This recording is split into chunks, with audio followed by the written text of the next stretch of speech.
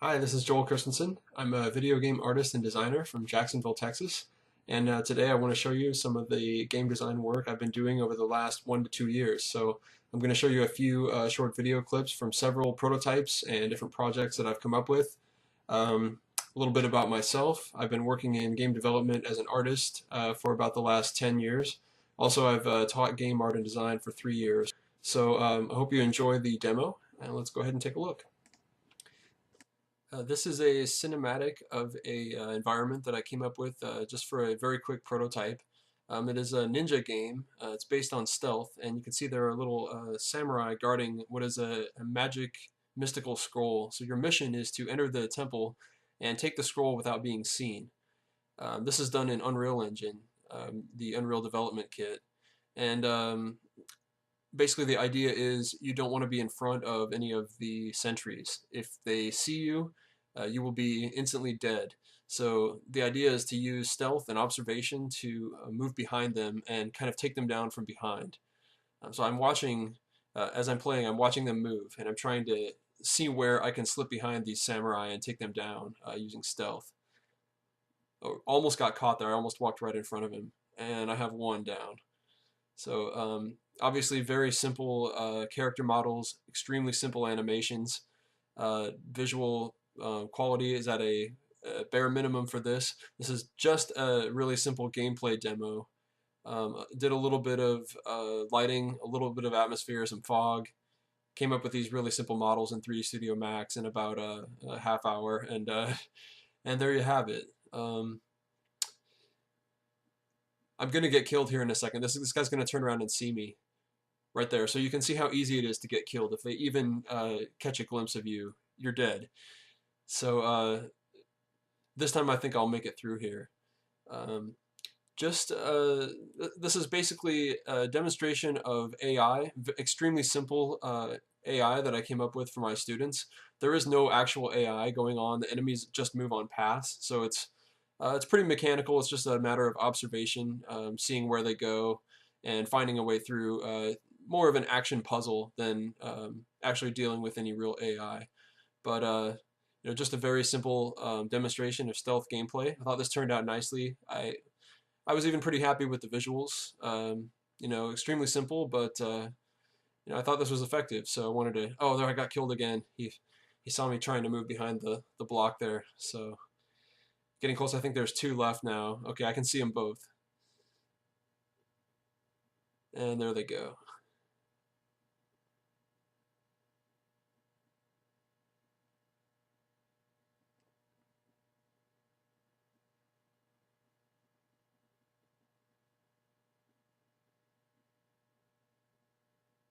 Okay, so I've taken down all of the enemies. The last thing to do is pick up the magic scroll.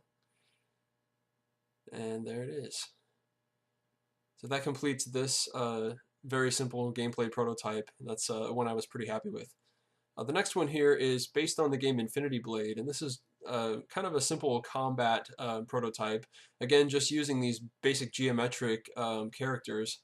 All the animations you see here, the cinematics, this is a QuickTime action sequence, so I'm actually pressing keys, and I failed that time. I did not complete it successfully. I think I pushed the wrong key. So you can see this involves several different attacks, dodging. We have a large enemy, kind of a giant ogre type enemy you're fighting here, and a little bit of acrobatic attack action with the QuickTime sequence, and he's knocked down. So a bunch of different things going on here. The player has several different attack animations. You can attack by striking with the glove with the left hand. You can strike with the trident with the right hand. You've got a couple different blocking moves and some different dodging moves, and then these cinematic QuickTime action sequences are kind of the meat of this demo. So you've got just a couple of seconds here to press these randomly generated key commands, and if you do it wrong, the battle sequence will start over, and you'll have to try again. In the lower left there, you see several little Spartan heads. Those are actually the player's health. You're allowed to get hit 5 times, and after 5 hits, you are dead. I've actually hacked the health for this demonstration. It's pretty difficult, so I've given myself about 25 health points instead of the 5 that you normally get. So again, just a very quick, very simple gameplay prototype, one I was pretty happy with. And I could talk a lot more about it, but I don't want this to be too long. So this is an original game called Firehead Chomper. It's a concept that I came up with along with my son, who kind of came up with the title and sort of the basic idea. He's sort of a chomper that just loves food, and the whole game is just about the joy of food and sort of eating everything in sight. Hot and cold energy are the core mechanic here. So this little level that I have set up is just a demonstration of how you gain heat energy by eating hot things and cold energy by eating cold objects. And by doing that, you can break these barriers, which are made of ice or heat bricks. So as you drink the soda, you gain cold, and you can break through the hot heat wall. As you drink the coffee, you get hotter, and you can break through the ice walls. So it's a little bit of puzzle action, kind of rewards quick thinking, good decision making, and obviously reflexes and timing are part of the action.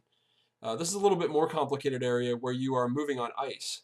So as you're moving on the ice, you're losing the heat energy and you're gaining cold. So the distribution of heat and cold is kind of unbalanced in this particular area that I'm in, which makes it more difficult to break the cold walls because you're always losing that heat that you need.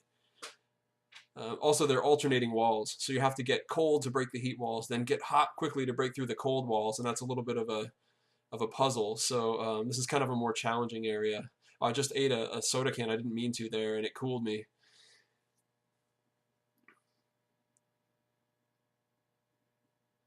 One more wall to go. Also, shooting is part of the game, so once you gain a certain level of energy, you're able to shoot, and that helps you destroy items that are in your way. So maybe you want to maintain your cold level, and there are heat items in your way. You're able to shoot actually a ball of ice and destroy those hot items. The exclamation walls you see here can only be destroyed by shooting. So this is yet another difficult level, kind of a cold-themed level with these ice. As you move across the ice cubes, that's when you're sort of losing the heat energy. So again, it's unbalancing the way that you gain and lose energy in the game, and shooting is important in this level. You've got to kind of shoot through these barriers. You can see the time, the clock ticking down at the top there. This is one that a lot of players fail on their first try to get through this level because they run out of time.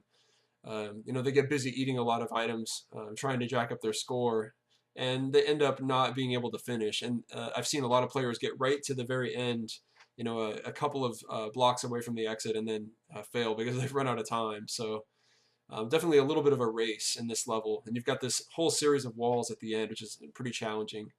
A lot of players lose it right there. And I have just enough energy left to blast through.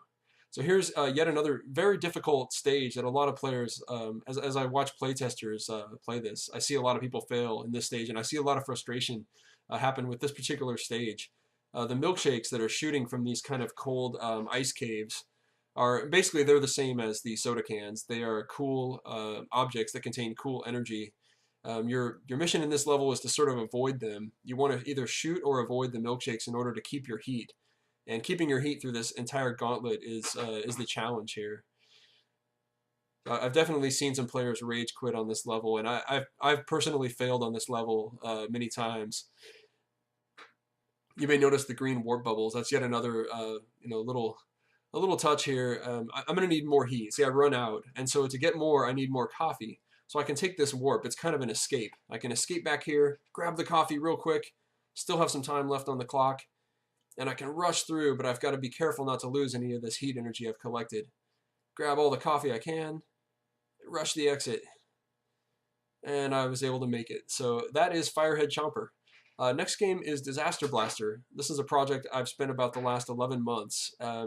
It's almost ready to ship now. I hope to ship this like this month. This is December 2013. So this is a map that shows kind of every level in the game.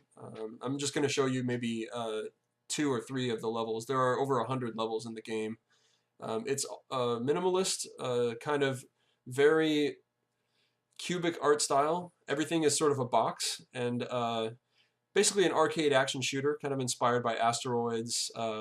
Classic shooting games like Contra and Mega Man, definitely an inspiration for this one. And very simplistic action, but just a ton of challenge and a ton of just hair trigger, twitch reflex action that really, my palms sweat, my heart beats when I play this. It's just an all-out action fest. So I tried to get up into that room, couldn't quite make it. I would have gotten killed if I tried to get in there, but You have a few different elements here. Some destructible walls. We've got some parallax walls that kind of give it a 3D effect. All of the gameplay and movements are random, so every time you play this level, these enemies would appear in a different place. Sometimes different numbers of enemies would spawn. The way that they bounce and move around in spaces is entirely random. So it's kind of an answer to games like Galaga, where sometimes you can destroy enemies before they're even on the screen. If you're an experienced player, you sort of know exactly where things will be. In this game, it doesn't work that way because it's all based on random events. So that's one thing that I was really proud of, was making a game that's actually a different challenge every time you play a level. And it's also a non-linear campaign. So you have maybe several thousand or even several 100,000 choices of how to progress through the game.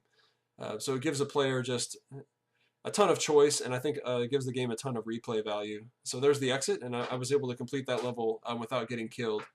I want to show you now a more difficult level, and this time I will be getting killed a couple of times. You know, just fair warning, death is a frequent occurrence in this game. I probably die on average about every minute to 2 minutes playing this. So, but there's really no penalty for death. You just kind of have to start over. Everything is very minimalist, very simple.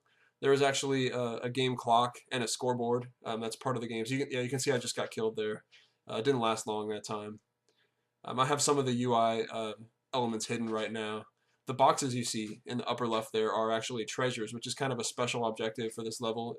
I'm breaking the destructible blocks looking for treasures, which are randomly placed in different areas of the level. So in this case, I don't know where the objectives are. I've got to sort of destroy these blocks and kind of find where they've been randomly hidden. So just a look at a more advanced level in the game. I wasn't able to complete that one for the video. Last thing I want to show you is one of the bosses. This is actually the World 3 boss in Disaster Blaster. A bullet shooting creature that spawns other bullet shooting creatures is sort of the idea here. And I did die quite a few times, you know, let's say maybe 5 times trying to complete this part, but I'm just going to show you myself completing it.